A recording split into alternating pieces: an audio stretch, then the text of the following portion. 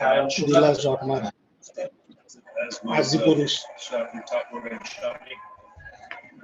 आदि पुरुष बॉलिवूड मधला त्याच्यातला म्यूट करा, म्यूट आवाज येतोय तुमचा. 1-2 मिनिटात लेक्चर सुरू करू. सगळे जॉईन झाले की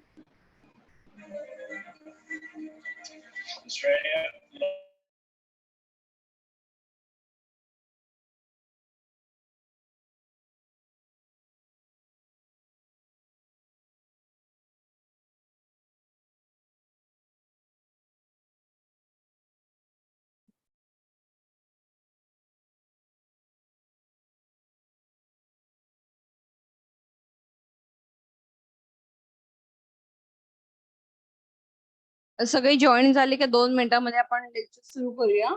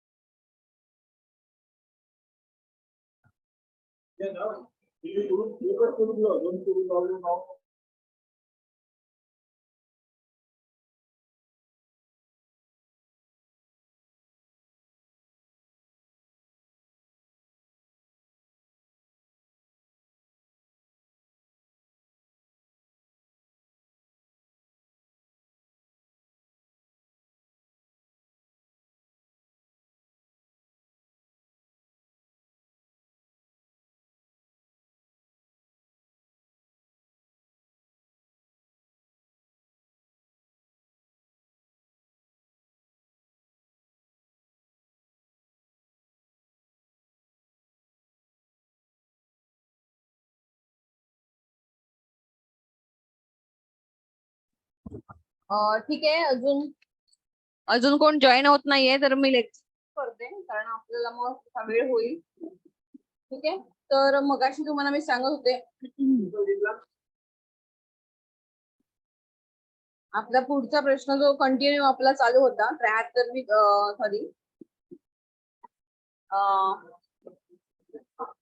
मुंबई ग्रामपंचायत अधिनियम.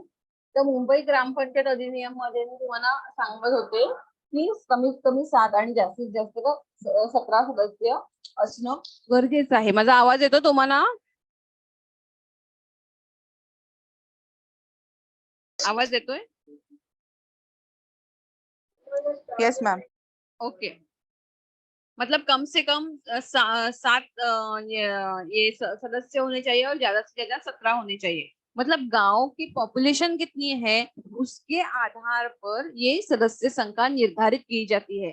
मतलब जिस गांव में 600 लोक संख्या पॉपुलेशन होगी तभी गांव बनता है. अगर 600 से कम लोग पॉपुलेशन होता है तो उसे एक ग्राम पंचायत का ऑफिस नहीं खुलता. तो उसके लिए हमें क्या करना है, 2-3 गांव जो रहते हैं जिसकी गांव लोक संख्या पॉपुलेशन 200 हो 300 हो, ऐसे 2-3 गांवों को मर्ज करके उनके लिए एक ग्राम पंचायत बनाई जाती है और उससे क्या कहते हैं ग्रुप ग्राम पंचायत किंवा गट ग्राम पंचायत म्हणतात. तर 600 लोकसंख्या किंवा 600 पेक्षा अधिक लोकसंख्या असलेल्या गावामध्येच ग्रामपंचायत स्थापन केली जाते. आणि ही जेव्हा ग्रामपंचायत स्थापन केली जाते तेव्हा त्याच्यामध्ये किती तुमची लोकसंख्या आहे गावाची, गाव की पॉपुलेशन कितनी है, उसके बेस पे ही गांव में सदस्य संख्या निर्धारित की जाती है। कम से कम 7 और ज्यादा से ज्यादा 17, ये ध्यान में रखो। मतलब ये जनरल नॉलेज का ही क्वेश्चन है, परीक्षा का ही तो है ही, लेकिन जनरल नॉलेज भी है ये। उसके बाद हम कलम क्रमांक 54 देखेंगे। उसमें सब ये है, मतलब हम क्वेश्चन लिखते हैं उसमें सब पॉइंट लिखते हैं ना, वैसे ही कलम क्रमांक 54D, म्हणजे 54 मध्ये ड, ड मतलब ABCD, डी 54D। तो उन्होंने उसमें क्या कहा गया है, तो ग्राम सभा रहती है। ग्राम सभा मतलब गांव में जो हमने पहला देखा कि कलम क्रमांक 7 मतलब एक्ट 7 में देखा कि गांव में 6 ग्राम सभा होना कंपलसरी है। कोई भी ग्राम, पूरे देश में, पूरे भारत भर में 6 ग्राम सभा कंपलसरी है। अगर ऐसा नहीं होता तो उसके ऊपर क्या होता है, गुना दाखिल हो जाता है। इसके लिए हमें 6 ग्राम सभा लेना कंपलसरी है। मत लेकिन ये 54D, ये जो एक्ट आहे, हा जो कायदा आहे, कलम क्रमांक आहे, त्या कलम क्रमांकानुसार त्यांनी काय सांगितलेलं आहे, ग्रामसभेमध्ये सरपंच और उपसरपंच आहे यांच्यावर अविश्वासाचा ठराव आपण पास, म्हणजे गावातली मंडळी पास करू शकतात। अविश्वासाचा ठराव म्हणजे काय, अविश्वास का ठराव मतलब अगर वो ग्राम सेवक सॉरी सरपंच और उपसरपंच ये दोनों लोग अगर गांव के लिए अच्छे काम नहीं करते, गांव का सुनते नहीं, लोगों का सुनते नहीं, और बाकी जो इलेक्शन में जो जीत के आए हैं वो सदस्य उनमें और सरपंच उपसरपंच में मतभेद होगा, उनमें एक मत नहीं होगा, तो वो क्या करेंगे, जिन मतलब मुझे सरपंच पसंद नहीं है, उपसरपंच पसंद नहीं, मैं भी ग्राम पंचायत सदस्य हूँ, तो हम ज्यादा की अगर मेजोरिटी है तो उनके विरुद्ध में अविश्वास, मतलब ये हमें ये पसंद नहीं है, ये जो कुछ हमारी जो रीजन है वो रीजन देके और गांव के लोगों को साथ में लेके हम उन लोगों का राजीनामा ले सकते हैं। मतलब हमें ये सरपंच, ये जो कुछ उनकी जो कोई आपस में बातें होगी या जो कोई समस्या होगी, वो समस्या को मुद्दे नजर रखते हुए हम उन दोनों का पद क्या कर सकते हैं, खारिज कर सकते हैं, मतलब उन दोनों को उन पदों से हटा सकते हैं। तो ये अधिकार किसमें दिया है, तो कलम क्रमांक 57D मतलब 54D में उन्होंने ये अधिकार दिया है। मतलब अगर हुकुमशाही से चल रहे हैं सरपंच उपसरपंच, लोकशाही है ना जो हमारे देश में, तो वो हुकुमशाही से चल रहे, किसी का बातें बीच में नहीं। यस मैम कौन से सेक्शन में ये आपने बोले कि हम सिलेक्ट कर सकते वाइस प्रेसिडेंट और प्रेसिडेंट को? सिलेक्ट नहीं, उनके इसमें अपोज कर सकते हैं उनको, मतलब उनको मतलब पद नया से appoint कर सकते। 54D, 54D ओके हाँ 54D उनको निकाल ओके सकते हैं हम। मतलब अब ये पूरे 188 है ना, तो 188 हमने जी। पूरा नहीं लिया है, 2-4 सिर्फ लिए हैं क्योंकि हमारे पास टाइम आपने नहीं रहेगा। 7 सेक्शन, हाँ आपने 7 सेक्शन लिए थे, फिर 10 लिए, फिर अभी 54D ना? 54D मतलब मेन जो है ना वही लिया है, क्योंकि ये ओके क्या है, वो एक बड़ा क्वेश्चन, ज्यादा से ज्यादा ये नहीं आएगा, टिप लिखने के लिए आएगा, 10 मार्क का या ओके 7 मार्क का आएगा, तो उसके लिए बहुत बड़ा लिखने की जरूरत नहीं है, इसके लिए हमने मेन लिया है, तो ओके ये हम उसको हटा सकते हैं। और बाद में कलम क्रमांक 159 159 159 कलम क्रमांक 159 के अनुसार एकत्रित गाव मतलब काय, गावाच्या एकत्रीकरणाचा परिणाम, मतलब सभी लोगों को एक साथ लेने का, उसमें जो कई समस्या होगी वो दूर करने के लिए उन्होंने ये क्या बोला है, ये एक्ट बनाया है, उसमें अलग अलग तरतूदे की हैं, मतलब मैम नशा। इंग्लिश हाँ अलग है सेक्शन, हाँ क्या, इंग्लिश बुक है ना हमारी, हाँ हाँ उसमें सेक्शन 54 में डी नहीं है। नहीं है। नहीं, और आपने जो अभी बोले ना 159, हम्म। वो भी अलग सेक्शन आ रहा है, वहां पे टैक्स रिगार्डिंग आ रहा है। ये कौन सा आप देख रहे हैं लेकिन? फर्स्ट चैप्टर का ही। नहीं, फर्स्ट चैप्टर में ये है क्या, मुंबई ग्राम पंचायत अधिनियम मतलब ग्राम पंचायत वाला है क्या, ये 58 का है क्या वही ये? पंचायत एक्ट 1958। क्योंकि मराठी में इन्होंने ऐसा ही दिया है, तो आप हाँ अपने बुक के हिसाब से जाओ, लेकिन ये इसी के तरह बराबर है ये हाँ हाँ, 1956 बट के फिर मुझे 59। पॉइंट ढूंढना पड़ेगा यहाँ पे कौन से एक्ट में, सेक्शन में है ना वो। हाँ हाँ, तो एकत्रित हाँ गांव करने का जो एक्ट बनाया है वो 159 में बनाया है। उसमें अलग अलग किस प्रकार से एकत्रित करना है, नशा मुक्ति करना है, जन जागृति करना है, तो इस अलग अलग माध्यम से उन्होंने ये सब एक्ट दिए हैं। तो ये जो मुंबई ग्राम पंचायत अधिनियम है जो बनाया है, मतलब 1958चा मुंबई ग्रामपंचायत बनवलेला आहे, ह्याच्यामध्ये काय केलेलं आहे, वेळ काळ परिस्थितीनुसार काय झालेले आहेत, बदल झालेले आहेत, काळानुसार आपल्याला बदलावं लागतं। जो हमारा समय रहता है, टाइम के हिसाब से हमें चेंजेस लाने पड़ते हैं।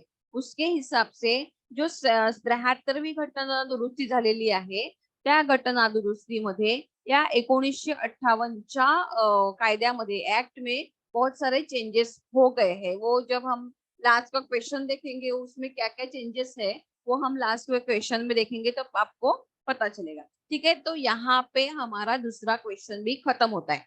छोटा सा क्वेश्चन है। अभी हम तीसरा क्वेश्चन लेंगे, वो बहुत बड़ा क्वेश्चन है। तो मतलब पूरा कल भी हमारा वही क्वेश्चन चलेगा। तो इसमें हमारा तीसरा क्वेश्चन है, वो क्या है, महाराष्ट्र, मतलब ये आपको बड़े क्वेश्चन में जाएगा। तो ये आपको करो, मतलब पहला जो बोला है ना, अभी इस टॉपिक के सभी क्वेश्चन करो, क्योंकि ऑप्शन को रखने के लिए कुछ ज्यादा है ही नहीं। हाँ प्रियंका, आपण जरा व्हिडिओ म्यूट करा। सगळं बॅकग्राऊंड दिसतंय म्हणून म्यूट करा। महाराष्ट्र राज्य जिला परिषद, क्वेश्चन देखो, मैं क्वेश्चन पढ़ रही हूँ। महाराष्ट्र जिला परिषद, महाराष्ट्र राज्य जिला परिषद व पंचायत समिति अधिनियम 1961। अभी जब मैंने 58 का बोला तो उसमें हमने क्या बोला, पंचायत राज ये दो कायदों से चलती है। पहला 58 का ग्राम पंचायत का, और दूसरा है कि कौन सा है, तो जिला परिषद और पंचायत समिति। उन्होंने जिला परिषद और पंचायत समिति को मर्ज किया है, अलग अलग नहीं किया। इसके लिए 3 है, त्रिस्तरीय रचना है, लेकिन कायदे 2। क्यों? क्योंकि ग्राम पंचायत का सेपरेट है, जिला परिषद पंचायत समिति का एक ही उन्होंने बनाया है। इसके लिए वो बहुत बड़ा कायदा है, और ये क्वेश्चन भी बहुत बड़ा है। जब महाराष्ट्र राज्य की सेपरेटली स्थापना झाली, मतलब 1 मे 1960, म्हणजे महाराष्ट्र आणि गुजरात हे एक राज्य होतं, त्या राज्याचं काय झालं, डिवायडेशन झालं, आणि 1 मे 1960 रोजी महाराष्ट्र हे स्वतंत्र राज्य अस्तित्वात आलं। आणि त्यानुसार यानुसार जेव्हा हे महाराष्ट्र राज्य एक खुद का राज्य बन गया, तब बलवंतराय मेहता, मतलब अलग अलग समिति, मतलब अभी खुद का राज्य बन गया है महाराष्ट्र, तो उसमें क्या बदलाव लाने हैं, क्या चेंजेस लाने हैं, उसके लिए क्या करना पड़ेगा, उसके लिए नए नए कायदे कानून बनाने पड़ेंगे। जैसे भारत स्वतंत्र होने के बाद ब्रिटिशों के अलग कायदे थे, तो हमने वो पूरे कायदे नहीं बदले, लेकिन उसमें बहुत सारे चेंजेस लाए। उसी प्रकार महाराष्ट्र और गुजरात एक राज्य था, तो उनका डिवाइडेशन हो गया, तो उन्होंने नए राज्य का निर्माण करते हुए उसमें कुछ तो बदलाव लाना था। पहले अलग था, अभी अलग है, उसके हिसाब से कुछ चेंजेस लाने थे।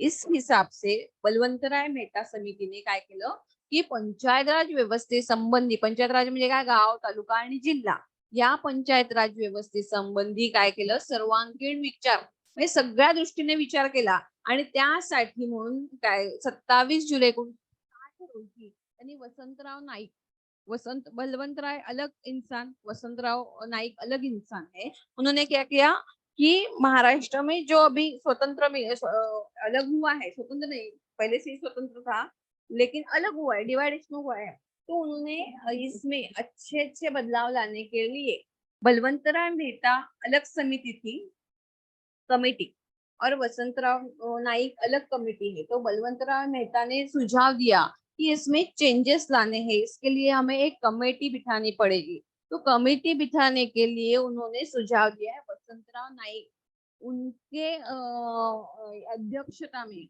वो चेयरपर्सन बनाएंगे, और उनके अध्यक्ष त्यांच्या अध्यक्षतेखाली काय केलं जाईल, एक नवीन समिती बनवली जाईल, आणि मग या समितीने महाराष्ट्रामध्ये जे काही कायदे करायचे आहेत ते कायदे करत असताना कोणकोणते बदल होणं अपेक्षित आहे या संबंधीचा एक अहवाल कुणाला सादर केला? सरकारला सादर केला. तो कधी सादर केला?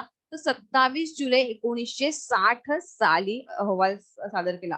बघा, जेव्हा हा 1960 साली अहवाल सादर केला तेव्हा पंचायत समिती आणि जिल्हा परिषद 1961 कायदा होता का? नव्हता. तो कायदा बनवायचा होता आणि म्हणून त्यांनी त्या दृष्टीने आधी 58चा कायदा बनवला आणि त्याच्यानंतर ह्या दृष्टीने पावलं उचलायला सुरुवात केली आणि म्हणून यांनी 1960 ला अहवाल सरकारला सादर केला आणि 15 मार्च 1961 मध्ये महाराष्ट्र सरकारने काय केला? हा सादर केलेल्या अहवालामध्ये मान्यता दिली आणि मान्यता दिल्यामध्ये त्याच्यामध्ये म्हणजे जसं ग्रामपंचायत अधिनियम 1958 में 188 क्या है? एक्ट है। वैसे ही वो जो 61 का ये जो एक्ट हम सीख रहे हैं जिला परिषद और पंचायत समिति, इसमें कितने एक्ट है? तो 266 या शिफारशी त्यांनी केलेल्या होत्या म्हणजे जेव्हा अहवाल सादर केला तेव्हा. आणि त्याच्यामधल्या महत्वाच्या शिफारशी कोणकोणत्या त्यांनी सुचवलेल्या आहेत? म्हणजे जसं आपण ग्रामपंचायत मध्ये बघितलं की 6 ग्रामसभा घ्यायच्या हे कलम क्रमांक 7 मध्ये सांगितलेलं आहे. तसं याच्यामध्ये त्यांनी काही शिफारशी केलेल्या आहेत. कुछ सुझाव दिए हैं कि ये जो एक्ट बनाने वाले हैं हम, उसमें किस प्रकार के सुझाव दिए हैं, उसमें से कुछ सुझाव हम एग्जाम के लिए लेने वाले हैं. तो उन्होंने पहला सुझाव क्या दिया है? तो जिल्हा प्रमुख घटक. जिल्हा प्रमुख घटक म्हणजे काय? तर महाराष्ट्रामध्ये सामाजिक राजकीय किंवा सांस्कृतिक जनजागृती करणं, अधिकारी वर्ग असेल किंवा सर्वाधिक मतदारसंघ असेल यांच्या विकासासाठी लक्ष केंद्रित करणं गरजेचं आहे. आणि म्हणून महाराष्ट्रामध्ये म्हणजे काही राज्यांमध्ये जिल्ह्याला महत्व नाहीये. मतलब गांव, तालुका और जिला में हमारे इधर महाराष्ट्र में जिला सबसे ऊपर होता है. मतलब उनको ज्यादा महत्व होता है. हमारे इधर जिल्हे के इधर कौन होता है? कलेक्टर. त्याला मराठीत आपण काय म्हणतो? जिल्हाधिकारी असतात. परंतु गुजरात मध्ये जिल्ह्याला दुय्यम स्थान आहे पण पंचायत समिति मतलब तालुका को वहां पे गुजरात में ज्यादा महत्व दिया जाता है. हमारे यहाँ जिला को महत्व दिया जाता है लेकिन गुजरात में इसको महत्व दिया जाता है पंचायत, इसको महत्व दिया जाता है. गुजरात में पंचायत समिति को, तालुका लेवल को ज्यादा महत्व है, वो 1 नंबर का माना जाता है. हमारे यहाँ जिला को 1 नंबर माना जाता है. तो इस हिसाब से महाराष्ट्र में जिला प्रमुख घटक मतलब जिले को 1 नंबर का स्थान देना है. तो इसके लिए उन्होंने क्या कहा कि इस जो 266 जो सिफारिश किए हैं, सुझाव दिए हैं, तो उसमें का पहली सुझाव क्या है कि ये जो कायदा बनने वाला है जिला परिषद और पंचायत समिति, इसमें जिले को सबसे ज्यादा अहम महत्व रहेगा, तालुका को नहीं. दुसरा सुझाव क्या था? प्रत्यक्ष निवडणुका. प्रत्यक्ष निवडणुका म्हणजे काय? आपण ज्या दिवशी निवडणूक असते, जिस दिन इलेक्शन रहता है, उस दिन हम बूथ पे जाते हैं. 18 साल के ऊपर जो रहता है वो वहां पे क्या करता है? वोटिंग करता है. वोटिंग करने का अधिकार दिया जाता है और हम उसमें से क्या करते हैं? हमारा जो नेतृत्व करने वाला नेता है उसको चुनने के लिए सहाय्य करते हैं, क्योंकि हमारे देश में क्या है? लोकशाही हमने स्वीकारी है. तो म्हणूनच आपण काय करतो की ह्याच्यामध्ये सुझाव काय दिलेला आहे? जर ह्याच्यामध्ये जेव्हा कधी इलेक्शन होणार आहे तर त्याच्यामध्ये आपण काय करणं गरजेचं आहे? प्रत्यक्ष निवडणुकीद्वारे आपला नेता निवडणं गरजेचं आहे, असं त्यांनी त्याच्यामध्ये काय केलेलं आहे? सुझाव दिलेला आहे. तर तिसरा त्यांनी काय सांगितलेलं आहे की आमदार व खासदार यांना सभासदत्व नाही. आमदार आणि खासदार का? कारण आमदार और खासदार ये दोनों उनके क्षेत्र में बिजी रहते हैं, उनको बहुत सारा काम रहता है. अगर वो जिला और तालुका में इंटरफेयर करना शुरू कर देंगे तो क्या होगा? वहां के लोगों को मतलब वहां के जो नेतृत्व करने वाले लोग हैं उनको चांस नहीं मिलेगा. इसके लिए महाराष्ट्र में गांव, तालुका और जिला, तो गांव का हमने सीखा है, तो अभी तालुका मतलब पंचायत समिति और जिला परिषद में क्या किया जाता है कि खासदार आमदार को इसमें इंटरफेरेंस नहीं दिया. म्हणजेच काय? तर तालुक्याच्या ठिकाणी पंचायत समिती, याच्यामध्ये पंचायत समितीमध्ये निवडणुकीच्या माध्यमातून कोण निवडून येतो? सदस्य त्याच्यामध्ये कोण असतो, सभापती आणि उपसभापती असतात. आणि जिल्ह्याच्या ठिकाणी जिल्हा परिषद, हे बघा कलेक्टर ऑफिस वेगळं आणि जिल्हा परिषद ऑफिस वेगळं. तर ह्याच्या जिल्ह्याच्या ठिकाणी काय असतं, तर तिथे लोकप्रतिनिधी म्हणून म्हणजे लोकांनी प्रत्यक्ष निवडणुकीमधून जो निवडून दिलेला अधिकारी असतो त्याला काय म्हणतात, जिल्हा परिषद अध्यक्ष असं म्हटलंय. झेडपी अध्यक्ष असं आपण त्याला म्हणतो. म्हणून ह्याच्यामध्ये आमदार आणि खासदार यांना नसतं. आमदार खासदार विधानसभा आणि लोकसभेच्या माध्यमातून निवडून येतात. परंतु गावामध्ये, तालुक्यामध्ये आणि जिल्ह्यामध्ये ग्रामपंचायतीचं इलेक्शन, पंचायत समितीचं इलेक्शन आणि जिल्हा परिषदेचं इलेक्शन, या 3 इलेक्शनच्या माध्यमातून काय होत असतं, या निवडणुकीतून त्या त्या ठिकाणचे लोकप्रतिनिधी निवडून येत असतात. ह्याच्यामध्ये म्हणूनच इथे काय दिलेलं आहे की आमदार आणि खासदार यांना सभासदत्व दिलेलं नहीं, उनका इंटरफेरेंस यहाँ पे मायने नहीं रखता, उनको नहीं इंटरफेयर करने के लिए देना है। ये तीसरी बात उन्होंने इसमें बताई है। और चौथी बात जो है वो वसंतराव नाईक समिति ने त्रिस्तरीय रचना, ये जो अभी चौथा मुद्दा है ना, वो एक सेपरेटली नया क्वेश्चन है, इतना बड़ा है वो चौथा। तो इसमें हम अलग अलग बातें सीखेंगे। तो देखो अभी इसमें पहला हमने क्या सीखा है कि जिल्हा प्रमुख घटक हा पहिला मुद्दा, दुसरा मुद्दा आहे प्रत्यक्ष निवडणुका, तिसरा मुद्दा आहे आमदार व खासदार यांना सभासदत्व नाही, त्याच्यानंतर चौथा मुद्दा आहे की वसंतराव नाईक समितीने सुचवलेली त्रिस्तरीय रचना। आता बघा हे 3 मुद्दे आहेत ना, ते छोटे छोटे होते, पण आता हा चौथा मुद्दा जो घेणार आहे तो खूप मोठा मुद्दा आहे आणि या मुद्द्याचं तुम्हाला कदाचित टीप लिहायला पण येते। म्हणजे तुम्हाला काय विचारलं जाईल प्रश्न माहितीये का, टीप लिहायला आला तर स्मॉल क्वेश्चन आएगा की वसंतराव नाईक समितीने सुचवलेली त्रिस्तरीय रचना, असा तुम्हाला छोटा प्रश्न येऊ शकतो। आणि मोठा प्रश्न कुठला येणार आहे तर पंचायत महाराष्ट्र राज्याची पंचायत समिती आणि जिल्हा परिषद अधिनियम 1961 सांगा। तर हे 3 मुद्दे छोटे आहेत आणि चौथा हा मोठा मुद्दा आहे। तर ह्याच्यामध्ये वसंतराव नाईक समितीने सुचवलेली त्रिस्तरीय रचना आहे ना, त्याच्यामध्ये जिल्हा परिषद, पंचायत समिती आणि काय आहे अजून ग्रामपंचायत, असे 3 मोठे मोठे मुद्दे आहेत। आणि मग चौथा 5वा मुद्दा काय आहे, विकेंद्रीकरणाची प्रशासकीय यंत्रणा, हा पुन्हा छोटा मुद्दा आहे। म्हणजेच काय, ह्याच्यामधला जो चौथा मुद्दा आहे तो खूप मोठा आहे, म्हणजे त्याचा एक सेपरेटली प्रश्न तयार होतो, इतका मोठा हा मुद्दा आहे।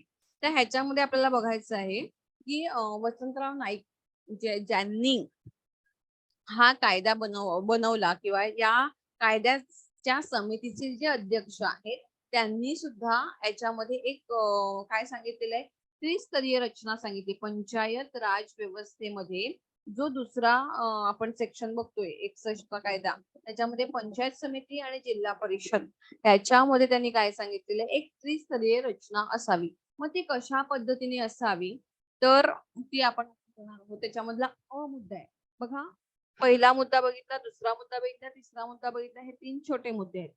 चौथा मुद्दा कुठला आहे तर वसंतराव नाईक समितीने सुचवलेली त्रिस्तरीय रचना, त्याच्यामध्ये पुन्हा ABC हे सब पॉइंट आहेत।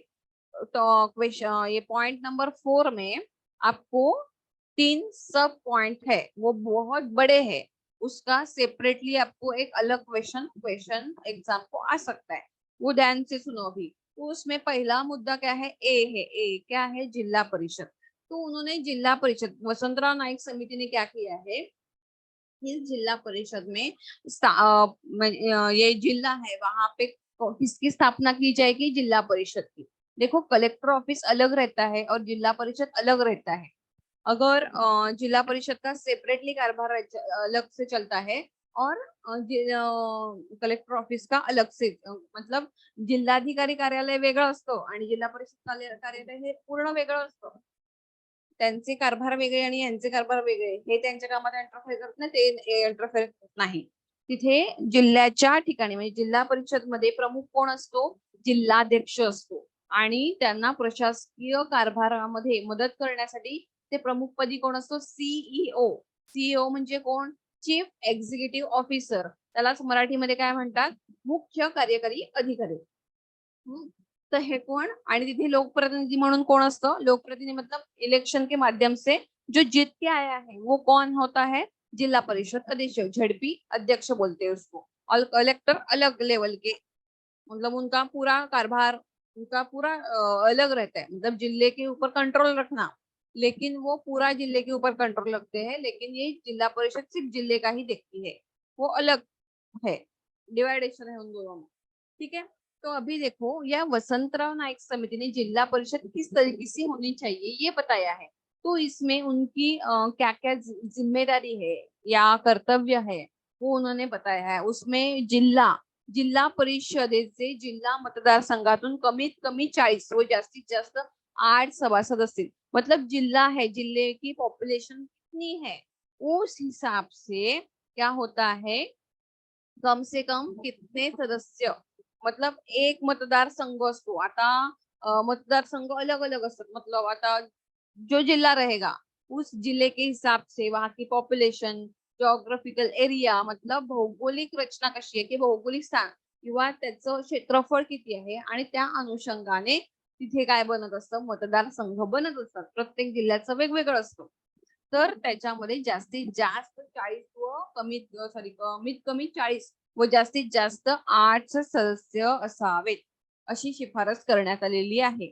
दुसरा मुद्दा आहे, निवडणुकीत एकही स्त्री सभासद निवडून आलेली नसेल तर 2 वेगवेगळ्या विकास गटातून 2 स्त्रिया सभासद स्वीकृत करून घेतल्या जातील। मी पहिले आधी तुम्हाला सांगते आणि मग एक्सप्लेन करते।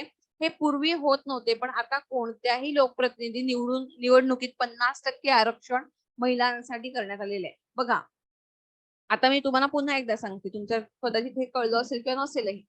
निवडणुकीत जर आता जिल्हा परिषदेचं निवडणूक आहे, इलेक्शन है जिला झड़पी का, तो उसमें एक भी स्त्री मतलब एक भी लेडीज जीत के नहीं आई तो क्या करना पड़ेगा, लेडीज को तो लाना ही है। तो उसमें से जो 2 अलग अलग जगह पे ये है हमारे निवडणूक का क्षेत्र है, वहां से तो कोई अच्छी लेडी होगी उसको स्वीकृत, मतलब हम अपने मन से, मतलब जिला परिषद अगर उसमें वो कैटेगरी में बैठती है, कैटेगरी मतलब जात वाली कैटेगरी नहीं, वो इसकी कैटेगरी म्हणजे आपल्या ह्याच्यामध्ये त्या नियमानुसार जर ते बसत असेल, क्वालिफाईड होत असेल, तर त्या 2 महिलांना आपण काय करू शकतो, इथे स्वीकृत करून घेऊ शकतो।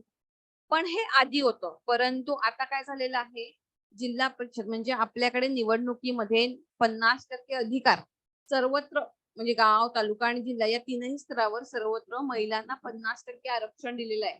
म्हणजे 50% जर पुरुष असतील तर 50% स्त्रिया आरक्षित आहेत। म्हणजे आता समज 10 एखाद्या प्रभागातून निवडून येणार असतील किंवा वेगवेगळ्या प्रभागातून, त्याच्यामध्ये 5 महिला आणि 5 पुरुष असणं गरजेचं आहे।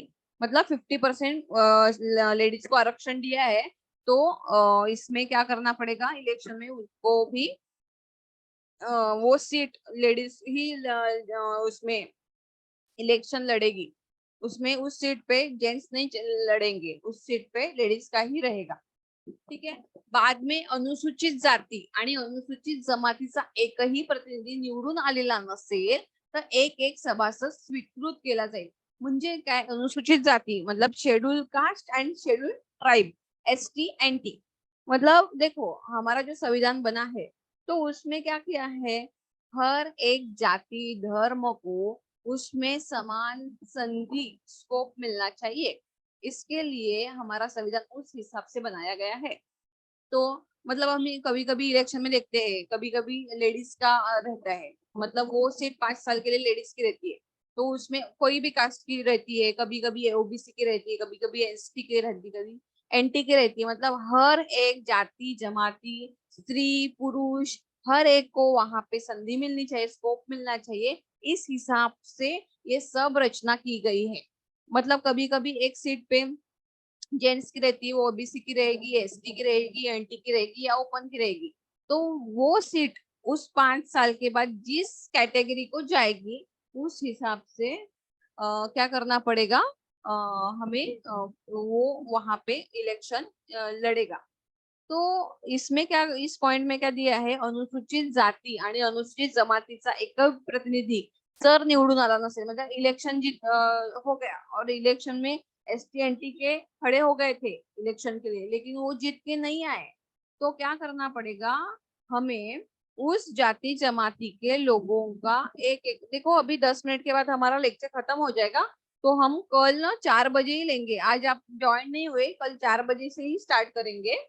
हाँ, तो हमारा जल्दी जल्दी मतलब 4 बजे से शुरू करेंगे तो 6 बजे से पहले की 6 बजे तक हमारा खत्म हो जाएगा, ठीक है। तो अभी 10 मिनट बाद अगर खत्म होता है लेक्चर तो हम कल ही मिलेंगे। हाँ, मैं कल आपको 4 बजे का लिंक भेज दूंगी। एक मिनट, एक मिनट।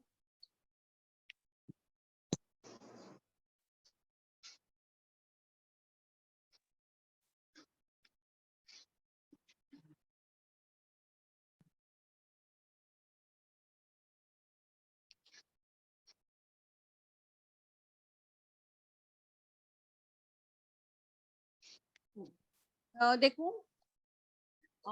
मतलब अनुसूचित जाति और जमाती का एक भी सदस्य अगर चुन के नहीं आया है तो हमें क्या करना पड़ेगा, हमें उसमें से जो चुनाव के लिए खड़ा था या उसके हिसाब से उसमें से हमें स्वीकृत, मतलब हमारे मर्जी से, मतलब हमारे मर्जी से मतलब हमारे नहीं, जिला परिषद के मर्जी के हिसाब से वो बॉडी बैठती है। बॉडी बैठती है मतलब उनका पूरा जो टीम, मतलब सदस्य जो है वो पूरे बैठेंगे और उसके हिसाब से डिस्कस करने के बाद वो किसको लेना है किसको नहीं लेना है वो चुन के लाएंगे।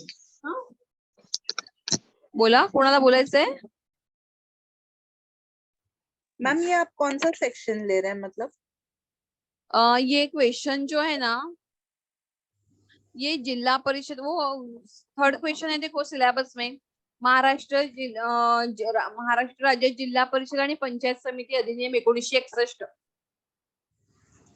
ओके।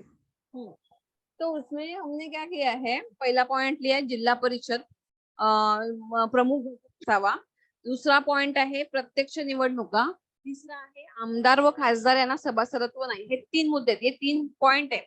और चौथा जो हम पॉइंट ले रहे हैं वो कौन सा है, वसंतराव नाईक समितीने सुचवलेली त्रिस्तरीय रचना। मग त्या चौथ्या पॉइंट मध्ये वो 4 पॉइंट में ये सब पॉइंट है। तो उसमें पहला पॉइंट है जिला परिषद। तो जिला परिषद में ये सब पॉइंट है, मतलब जिला परिषद में क्या क्या होना चाहिए, क्या क्या नहीं होना चाहिए, किसको क्या अधिकार दिए हैं, वो इसका एक्सप्लेनेशन हम ले रहे हैं। तो हम पूरा पूरा नहीं ले रहे, बीच बीच बीच का जो महत्वपूर्ण है वो लेंगे, ठीक है। तो उसमें देखो, चौथा मुद्दा है जिल्हा परिषद पंचायत समितीचे सभापती हे जिल्हा परिषदेचे पदसिद्ध सदस्य असतील।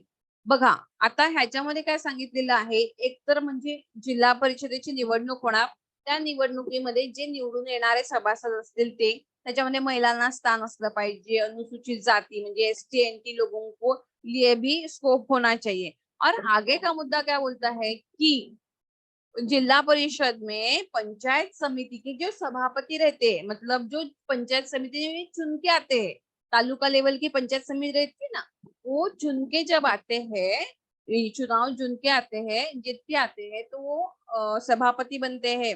मतलब जिसको ज्यादा वोटिंग रहती है उस हिसाब से, तो ये जिल्हा परिषदेचे पदसिद्ध सदस्य असतात।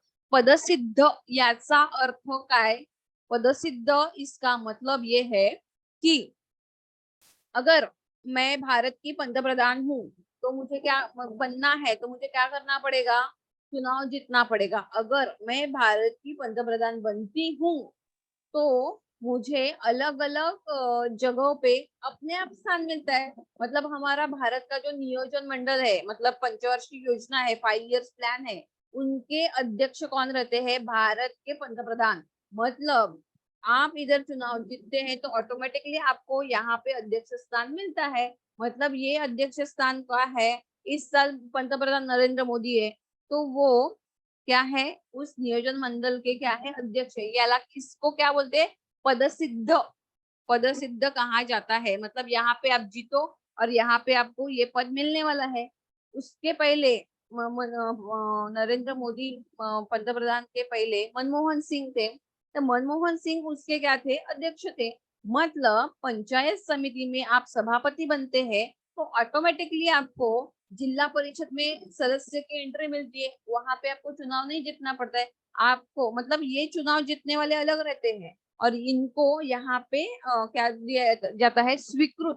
म्हणजे स्वीकृत म्हणजे काय, आता समजा तुम्हाला जर तुम्ही SYBA आहे, TYBA ला काय असतं, GS वगैरे असतात ना कॉलेजमध्ये, त्याच्यामध्ये आपण समज असा नियम बनवला कि ज्याला GS बनायचं असेल, जिसको GS बनना है उसको क्या करना पड़ेगा, TY में आर्ट्स कॉमर्स साइंस में सबसे तीन ही फैकल्टी में सबसे अव्वल नंबर में जो आएगा, लड़की होगा लड़का होगा, उसको कुछ स्पोर्ट्स का बाकी का नॉलेज हो या ना हो, लेकिन वो जो कोई फर्स्ट आएगा उसको क्या मिलेगा, GS बनेगा.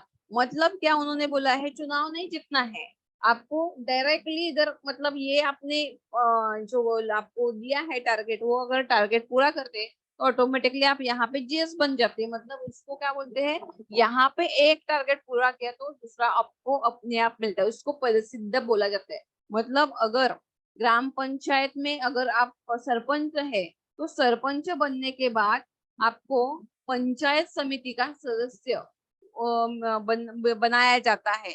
क्यों, वो चुनाव जीतने वाले अलग रहते हैं और यहाँ ये इस पद को क्या बोला जाता है, पदसिद्ध. मतलब ये आपका हक का पद है, मतलब आप यहाँ पे एक बार जीतते हैं तो दूसरा आपको ऑटोमेटिकली मिल जाता है, उसको पदसिद्ध बोला जाता है. पदसिद्ध याचा अर्थ समजला तुम्हाला. म्हणजेच काय, आता मी तुम्हाला पुन्हा तो पॉइंट सांगते की जिल्ह्यातील पंचायत समितीचे जे सभापती असतील, पालघर जिल्ह्यामध्ये काय आहेत, 8 तालुके आहेत. त्या 8 तालुक्यामध्ये 8 पंचायत समिती आहे, प्रत्येक तालुक्याला एक पंचायत समिती असते. म्हणजेच काय, तर हे जे 8 सभापती आहेत ते ऑटोमॅटिकली जिल्हा परिषदेचे काय झालेले आहेत, सदस्य झालेले आहेत. पण हे कसे सदस्य झाले आहेत, त्यांनी निवडणूक जिंकल्या का जिल्हा परिषदेची, नाही. त्यांनी निवडणूक कोणती जिंकलेली आहे, पंचायत समितीची. पंचायत समितीची जेव्हा तुम्ही निवडणूक जिंकणार तेव्हा तुम्हाला ऑटोमॅटिकली हे पद मिळणार आणि म्हणून त्याला काय म्हणणार, पदसिद्ध असं त्याला म्हटलं जातं. म्हणजे जिल्हा परिषदेमध्ये पंचायत समितीचे जे सभापती असणार त्यांना तिथे प्रसिद्ध सदस्य म्हणून नेमलं जाणार. त्याच्यानंतर आता बघा 2 मिनिटांमध्ये आपलं लेक्चर संपणार आहे. तर म्हणजे जर डिस्कनेक्ट झालं तर आजचे जे मुद्दे आहेत ते आपण उद्या कंटिन्यू करणार, म्हणजे आजचा प्रश्न उद्या कंटिन्यू करणार. कारण हा हा बोला मॅडम, उद्या पण असणार आहे. हा आपलं रोज लेक्चर असणार आहे. आता तुमची 10 जुलैला परीक्षा आहे ना, म्हणून हो चालेल चालेल तेच. हा म्हणून मग कसं आम्हाला बोलता पण येत नाही, मग काय करावं लागेल. तुम्ही नुसतं ऐकलं ना व्हिडिओ हे लावून, इयरफोन लावून तरी चालेल ना. ठीक आहे थँक्यू. हा पण तुम्हाला एक मॅडम जे मी काही शिकवते ते तुम्हाला समजतंय ना. हो समजलं. हा कारण हे जे आहे ना ते हे जो आता जो टॉपिक आहे ना तो सगळा ना ह्याच्यावरती आहे, इलेक्शन वरती आहे किंवा आपण काय म्हणू त्याला, प्रशासकीय भाग आहे सगळा. हो चालेल, समजतं मला थोडंसं. हा हा मी त्याचं म्हणजे बुक पण वाचेल. बुक्स दिल्यात का तुम्हाला? हो मला भेटलेले बुक. हा हा हा बाकी सगळ्यांना मिळाल्यात ना, म्हणजे नोट्स वगैरे तुमच्याकडे आहेत ना? मला भेटलेले, बाकी काय माहित नाही. हा हा ठीक आहे. तुम्हाला काही क्वेरीज असेल तरी तुम्ही विचारू शकता एनी टाइम, असं काय हे नाही. हा आणि कसं तुम्हाला जर बोलता येत नसेल तर तुम्ही तिथे खाली चार्ट दिलेला आहे त्याच्यामध्ये टाईप करून हे केलं तरी ते मी वाचून तुम्हाला तिकडच्या तिकडे किंवा हँड रेज करायचा, काही मुली करतात त्या पद्धतीने. ठीक आहे. Okay ma'am. ठीक आहे, मग आता इथे आपलं लेक्चर संपेल. 1-2 मिनिटांमध्ये मी घेते फक्त आणि मग थांबते, कारण आता 1च मिनिट राहिलेलं आहे शेवटचं. तर जे आपण जिल्हा परिषद पंचायत समितीचे जे सभापती असतात ते जिल्हा परिषदेचे पदसिद्ध सदस्य म्हणून असतात. हे कशामध्ये सांगितलेलं आहे, जिल्हा परिषदेमध्ये कोणाला कोणकोणते अधिकार दिलेले आहेत ते त्याचा आपण अभ्यास करतोय. त्याच्यानंतर पुढचा मुद्दा आहे, जिल्ह्यातील 5 सहकारी संस्थेचे अध्यक्ष हे जिल्हा परिषदेचे पदसिद्ध सदस्य असतील. म्हणजे जिल्हा परिषदेमध्ये कोणाकोणाला स्थान दिलेलं आहे सदस्य म्हणून, तर जे निवडून आलेले असतात त्यांना, पण त्याच्या व्यतिरिक्त कोणाला पदसिद्ध वेगळे आहेत, म्हणजे पंचायत समितीचे सदस्य आहेत त्यांना दिलेलं आहे, सभापती आहेत त्यांना स्थान दिलेलं आहे. त्याच्यानंतर म्हणजे ग्रामीण भागामध्ये वेगवेगळे संस्था आहेत, म्हणजे शेतकऱ्यांची सहकारी संस्था, मीठ उत्पन्न करणारी मीठ उत्पादकांची सहकारी संस्था, मच्छीमार रहते जो फिशरमैन है उनकी